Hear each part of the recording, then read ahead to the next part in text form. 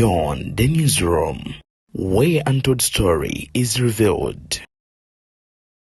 Ku BTN Media Beyond at the newsroom gwe mukutu semakutu kwoli omulungi andaba ate era ngoberera mu bitundu by'eggwanga ly'ettu Uganda eby'enjawulo.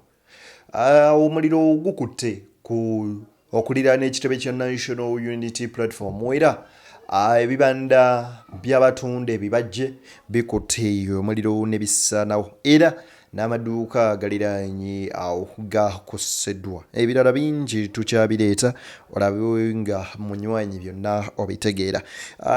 Kano Moses amanya avudde Ebuvanjuba ne bugwanjuba ewaka wasigalawo ewasinga. Beyond the newsroom gwe mukutu ogukuleetera ekyo ekisinga katiranga naffe ng'oyita ku noti 771 44 53 ne noti 744 26 45 na bino bikulu tetulanga bafere tetulanga basawo ba kinnansi n'abagwa mu koowa eryo mwebale kutuwagira. Thank you.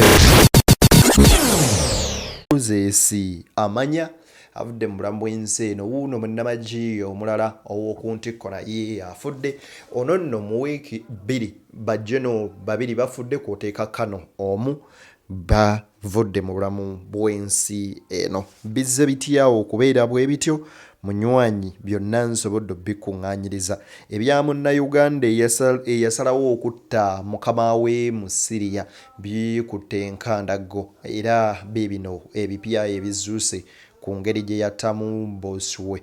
Ebintu bikaye wakuteekebwa ku kalabba ate munnange abeerenga abitebya byonna.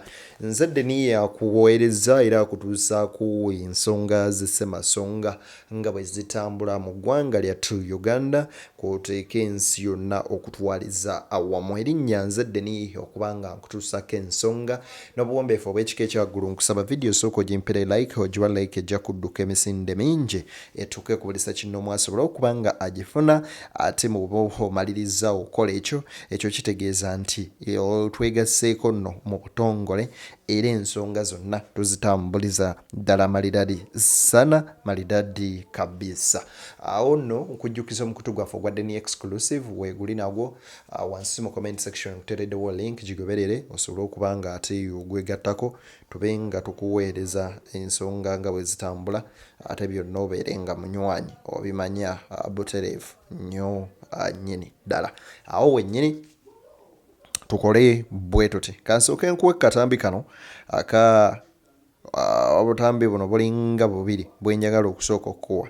Sooka owulire gano amawulire. Ono omulenzi bamuyita Instance y'omu ku baana b'amawulire adde batambula ennyo n'omukulembeze w'ekibiina ki NUP mu campaign era mumumanyi wuliriza. Mawulire agakaggwawo kigambibwa nti ab'ebyokwerinda balumbye amaka ga Njeru North Municipality elect MP amanyikiddwa nga Patrick Nsanje olwo nga banoonya President His Excellency Robert Kyagulanyi Ssentamu nga bamanyi nti obaolyawo gye yeekwese. Abasajja bano kigambibwa nti balumba Friday night nga basobola okuba nga banoonya President His Excellency Robert Kyagulanyi Ssentamu. Mujjukire nti ono si ye yasooka nedda. Waliwo ne bagenda eri mu bitundu bya Northern Uganda nga balumba head of election management committee owa National Unity Platform Madam Chemutai ate nga bamanyi nti obaolyawo Harriet yali ayina president nga amukwese naye nga mission yaabwe teyali successful obaolyawo tebasobola okuba nga bamufuna. Ekyo kiraga nti omusajja ono abasajja bano bamuyiga fanfe bamunoonya obanga mulamu oba ki naye nga bamunoonyeza ddala. Mujjukire nti president mu maka ge taliyo yavaayo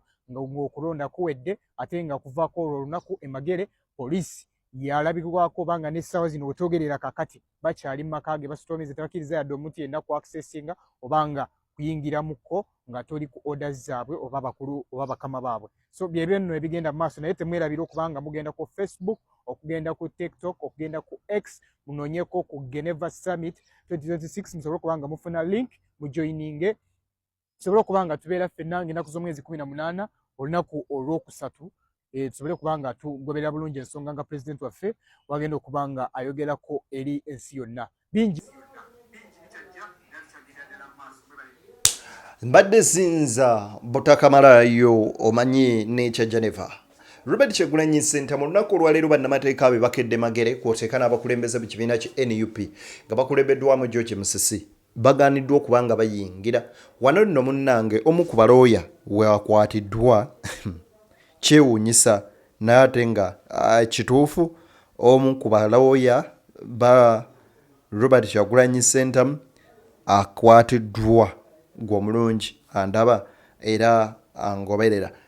Kyewuunyisa okubanga omuntu gwe bagamba gwe bateetaaga bombo tebamunoonya ate okulaba ng'abantu be batulugunyizibwa mu mbeera bw'etyo nga ne mu maka ge bakyalemeddemu. Kitalo nnyo nnyini ddala. Musajja mukulu abadde amanyikiddwa nga Kano Moses Amanya afudde. Ono nno abadde akolera awo ku kisaawe ky'ennyonyi Entebbe oba abadde attached ku operations z'oku kisaawe ky'ennyonyi Entebbe era nga okufa kwe tekunnamanyika ki kwe yavudde kuva mulambo w'ensi eno. Nkujjukizza nti ono waakusatu ku abo bannamagi abafudde mu weeks zino 2.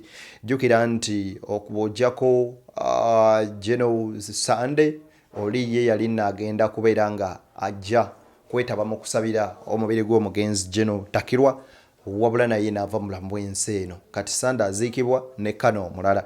Simanyi kiki ekitegeeza oba kuba kati kubanoga omu ku omu simanyi naye nga kitalo nnyo nnyini ddala. Bw'owulira ebigambo bwe bityo mpaawo nakimu ku byo bisanyusa. Lwaki tetwesogga emboozi ya mwana muwala ono ne tuginnyonnyoka? Omwana muwala ono amanyikiddwa nga Vicky.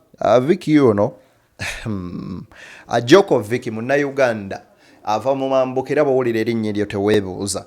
Yatta mukama we wali mu ggwanga erimanyikiddwa nga erya Siriya gye yagenda okubeera ng'akuba ekyeyo.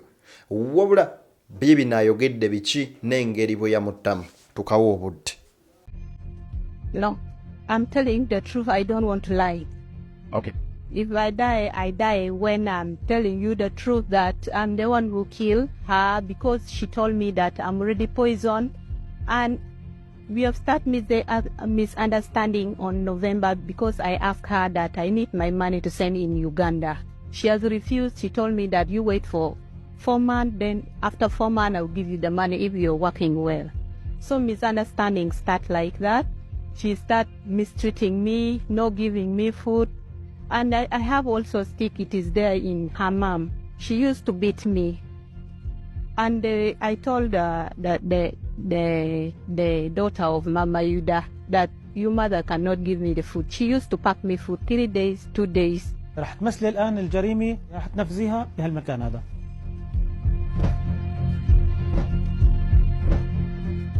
Akatambi kano njagala tukatambule nga tukava katundu ku katundu tusobole okubeera nga tutegeera biki omuwala ono amanyikiddwa nga Ajok Vicky bye yayitamu. Akunnyonnyola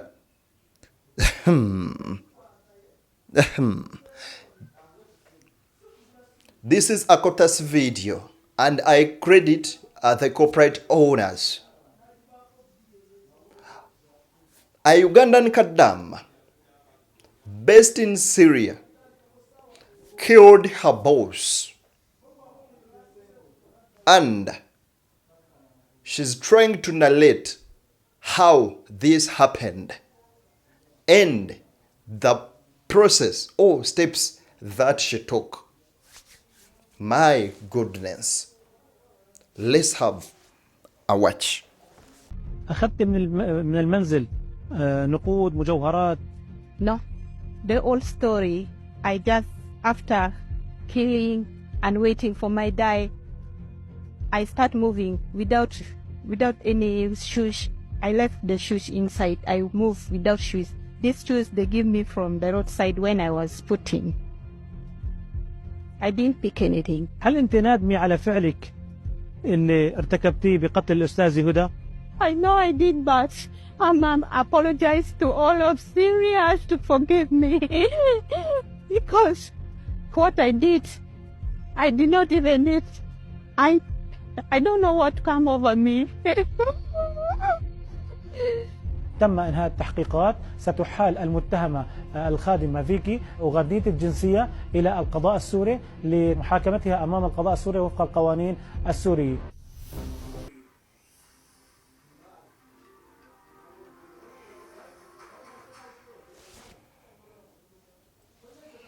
Mwana muwala ono mu katambi kano amaliriza okunnyonnyola butya bwe yatta mukama we. Bwe yamusoberera n'amukuba nkoona n'amutta. Kaakati okalabi, wabula njagala tugende kigambo ku kigambo tusobole okubitegeera n'okubinnyonnyola tulabe embeera ki eyaviirako bino byonna okubeerawo. Era kino kirekawo abakadaama abali wabweru w'eggwanga abaagenda okukola. Nze Deni, Beyond at the Newsroom, gwe mukutu kw'oli.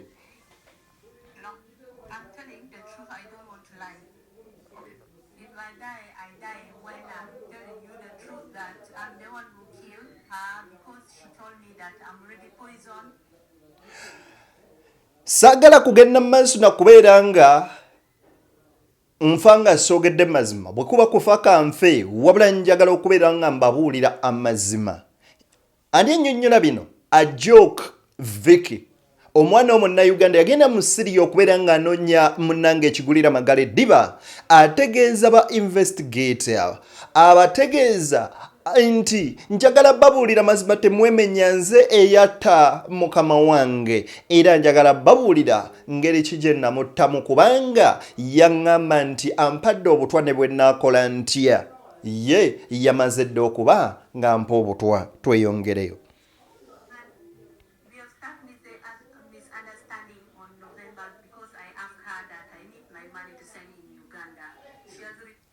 Twafuna obutakkaanya okuva mu mwezi ogw'E11 bwe nategeeza mukama wange ampe ensimbi zange nzisindike e Uganda. N'agaana. Wano we waava obutakkaanya.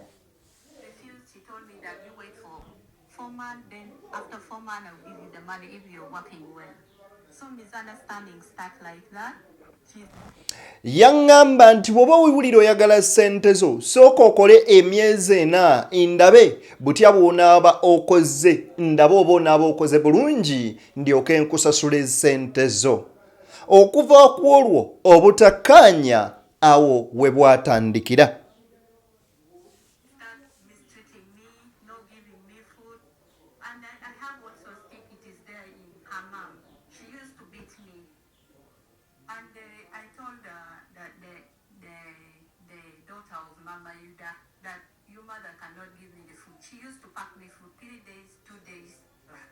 Mwana muwala ono annyonnyola agamba nti okuva ku olwo yatandika okumpisa obubi.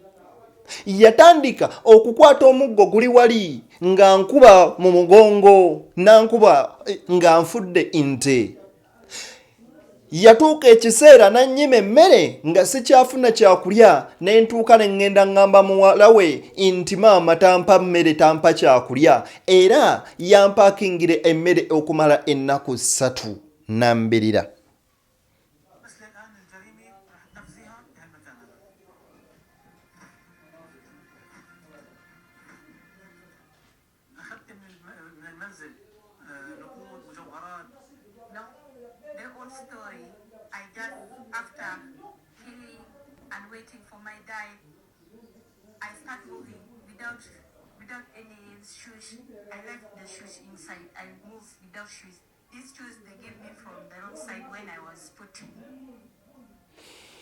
Olwamala okumukuba bwe nti nga bwe mbalaze mu katambi kano nange ne nnindirira okufa kwange. I waited for my die. Tofaayo na kazungu. Nange nalindirira okufa kwange era natambula nga sitaddeemu nangato wadde mu bigere, era abazira kisa bankwatire mu kkubo ne bampa engato ez'okwambala.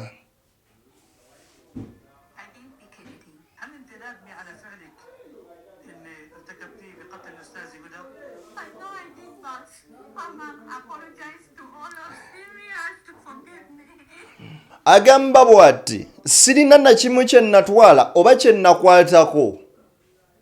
Bw'atyo mu nnaku w'ey'ekitalo ennyo Vicky ya joke n'atulika n'akaaba ne yeetondera Abasiriya bonna bamusonyiwe kubanga tamanyi kikyamutemba okulaba ng'akuba mukama we ku mutwe. jjukira nti olwedde yali amugambye nti bino byonna yadde obikola bwoti nakuwadde dde obutwa era ekiddako ogenda kubeera nga ofa bufi.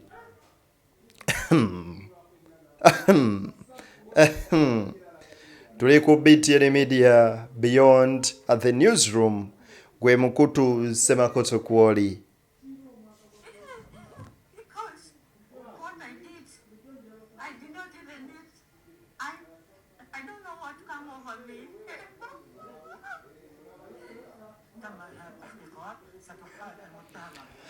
Simanyi kiki kyantemba, ekyamazima amatuufu simanyi kiki kyabaawo, kiki kyalinnya ku mutwe gwange. Banywanyi sirina wadde n'ekimu kye nnyinza kubannyonnyola.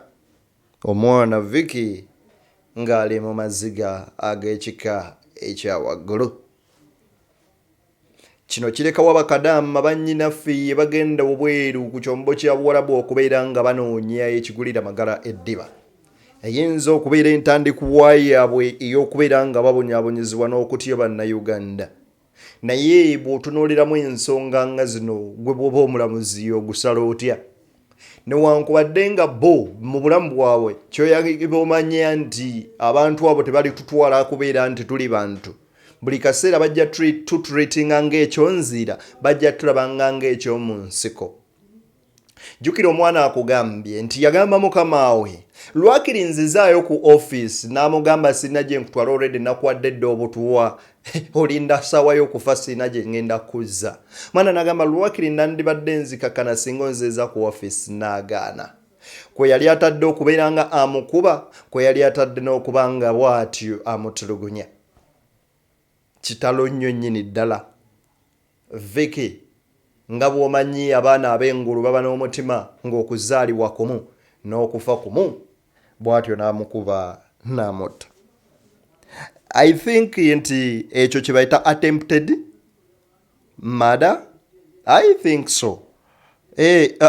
Nedda ebeera ki? Ebeera manslaughter. I think ndowooza ebeera manslaughter oba kandabe.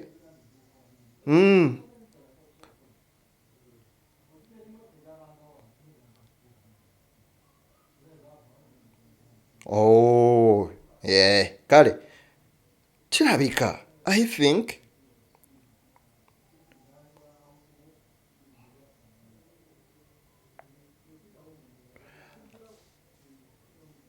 oba I think kale katugendere awo. Gwe kiki olowooza mu comment section, era bubaka ki bw'oyinza okuwa? Yinza oba oli kadaama, ne gwe bubaka ki bw'oyinza okuwa kadaama munnammwe? Ekituufu nze nga nze Deni ebigambo byansusseeko dda era siina na kimu kye nnyinza kubeera nga mbagamba. Bw'otunuulira ono omuwala sijja kukkiriziganya na kyakutta nti yali okanatta mukama we, nti era yali mutuufu. She was wrong emirundi gyonna. Naye yatuuka n'agamba bwe kuba kufa sifa nzekka, already oŋŋambye mpadde obutwa ngenda kubanga nfa. Naye n'agamba why didn't I die with you? Annange twegendereza oluusi ebintu ebimu bye twogera ne bye tukola abakozi. Kale kano kankayiseewo. Uganda Police Force bagamba bwe bati Joint Security Force from the Police Anti-Stock Theft Unit SASTU nagamba what MW46 okay battalion have recovered 2 firearms and other items from armed warriors in Lochom Valley, Sidok Sabukaonte Kobang district. The operation took place on 14th February 2026 at about sawa emu Poliisi yageze maaso n'okubanga ezuula ate munenge baako bekwata ne bajjako ebyambalo bino n'emmundu bibadde bagenda maaso n'okubanga bakozesa. Bwe bityo nno bwe bayadde mu bitundu byeyo. Nze Deni yakuweereza nzikiriza wano wennyini nneme kubanga nsukkawo nkwagalize by'osinga okubeera ng'onjagaliza. BTN Media Beyond, the newsroom gwe mukutu kwoli.